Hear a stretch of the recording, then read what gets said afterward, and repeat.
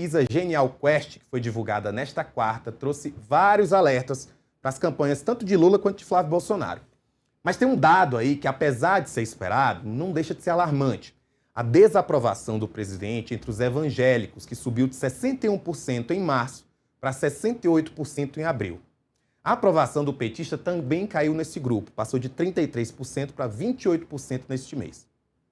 Como o horizonte das eleições aponta para uma disputa extremamente acirrada, conquistar o voto desse grupo é essencial. Mas como é que Lula pode conseguir isso? O cientista político André Rosa está ao vivo conosco para ajudar a entender esse cenário. André, muito obrigado pela participação e começo te perguntando, assim, já é esperado, claro, que essa rejeição de Lula aconteça, só que ela é maior do que a que é vista em 2022. O que é que você acha que justifica essa desaprovação ter crescido tanto desde 2022 para 2026 entre os evangélicos? Muito boa tarde a todos. Bom, primeiramente a gente precisa analisar alguns pontos. 2022, ele não estava no poder, né? Então, todo candidato, quando ele está no poder e o contexto econômico, o contexto de taxa de juros, o contexto de inflação, o contexto internacional, tende a realmente ter uma queda de popularidade.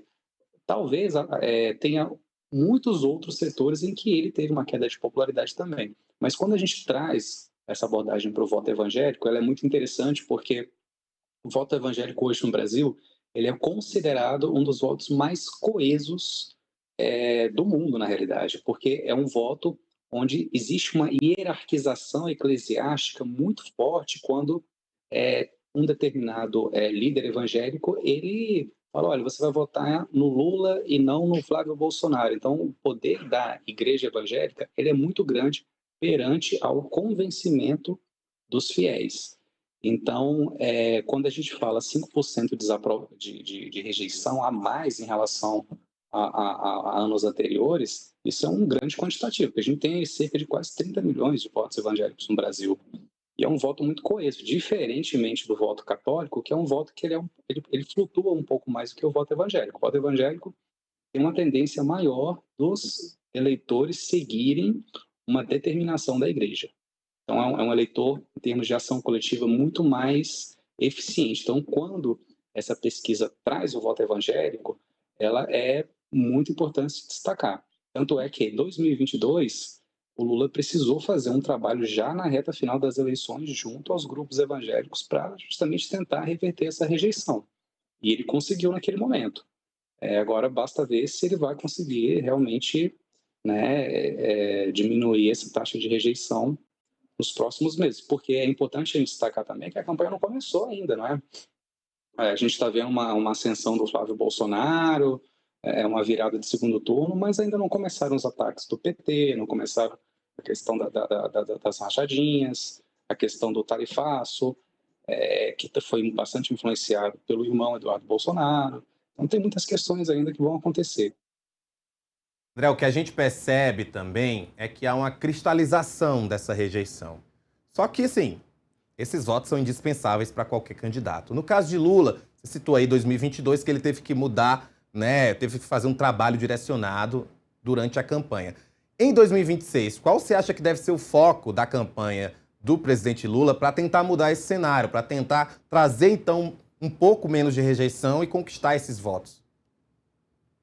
Na verdade, ele precisa fazer o que ele fez em 2022, que é frequentar esses templos evangélicos. Obviamente que ele não vai ter entrada na Assembleia de Deus. A Assembleia de Deus é do Silas Malafaia e tem várias pesquisas, inclusive artigos meus publicados, que falam o grau de obediência de alguns centros religiosos, né? No sentido de, não obediência no sentido negativo, mas de seguir, né, realmente aquilo que os bispos, né, que os pastores influenciam como candidato ideal. Então, a Assembleia de Deus, os eleitores que frequentam a Assembleia de Deus tendem a votar mais parecidamente do que em outras igrejas evangélicas, né? Todas votam muito parecidamente, só que a Assembleia ela tem ela tem um engajamento muito maior. Isso se deve a vários fatores, por exemplo, como que esse eleitor ele vai ser mais engajado em um templo evangélico do que, por exemplo, na Universal. é o grau de frequência na igreja e as atividades extra-culto que existem. Por exemplo, escola dominical, encontro de casais, enfim, tudo aquilo que você mantém com uma certa recorrência nesses templos religiosos faz com que esse eleitor seja mais coeso na hora de votar. Então, o movimento evangélico é um movimento muito organizado. O que, que o Lula precisa fazer nesse momento? Ele precisa frequentar essas igrejas, principalmente aquelas que ele vai ter uma maior entrada. Porque não adianta ele ir na Assembleia de Deus, ele pode ir na Universal, ele pode ir na Igreja Batista, ele tem outras vertentes, né?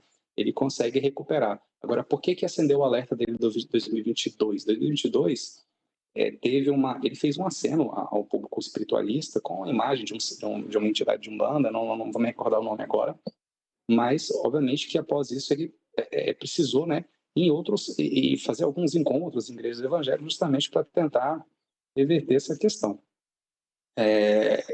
E realmente agora a única coisa que eu vejo de predominância para ele poder reverter essa rejeição é realmente comparecendo aos templos sagrados, dependendo, até acenando em alguma proposição, envio de alguma proposição para o Congresso Nacional, né? André, a pesquisa ela não mediu a aprovação de Flávio Bolsonaro entre os evangélicos, mas se a gente pega as pesquisas Genealquest de 2022, o pai dele, o Jair Bolsonaro, aparecia com uma rejeição que nunca chegava nem a 50% desse eleitorado.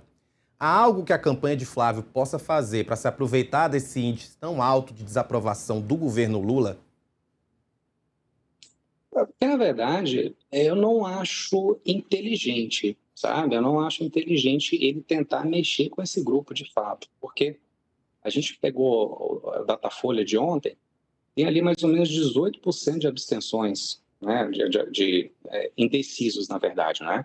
Então, o ponto-chave não é reverter esse eleitor que já está muito convertido. Eu acho que é um desperdício de recurso financeiro e de tempo, e talvez é uma estratégia ineficaz. O que ele precisa agora trabalhar são esses indecisos, que dão aí quase 20 milhões de votos. Então tem muito voto ainda para ser conquistado, porque esse resultado esses votos que já são conquistados, tanto pelo Flávio quanto pelo Lula, é um voto que não muda muito.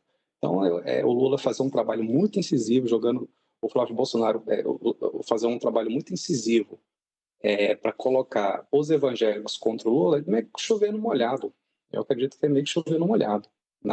O foco agora são esses votos, esses indecisos que podem virar abstenção. E lembrando que a abstenção pode ajudar qualquer um dos lados, né? A depender da região. Por exemplo, se for uma região do Nordeste, as abstenções favorecem mais o Flávio Bolsonaro, que o Lula tem um colegiado maior, um colégio eleitoral um pouco maior nessas regiões. A gente pode dizer, então, que o voto evangélico não é decisivo, apesar de ser importante?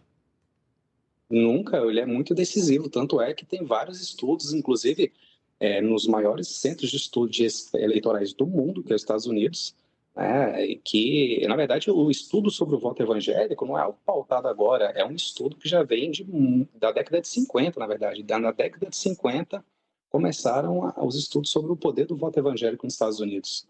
E justamente pelo grau de coesão com que eles votam, com um grau de familiaridade, similaridade em relação aos votos. Então é um voto extremamente estratégico. Agora, se a gente está falando aqui de 30% do eleitorado, é muita coisa. Essa eleição talvez ela seja decidida por 1, 2%. Então tem muito. O voto evangélico, com certeza, ele é muito importante. Mas volto a repetir, agora a grande questão são esses indecisos. Esses indecisos, se vão votar na continuidade, se vão testar algo novo, enfim, é uma guerra de narrativas, não é?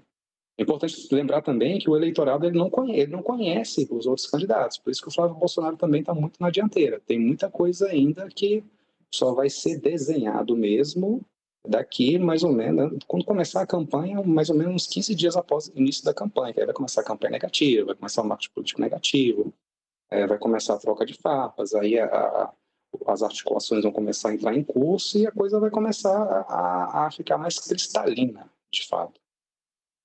André, você imagina, a campanha nem começou, então pense o quanto a gente vai precisar de você nos ajudando aqui no Agora Metrópolis quando essa campanha começar.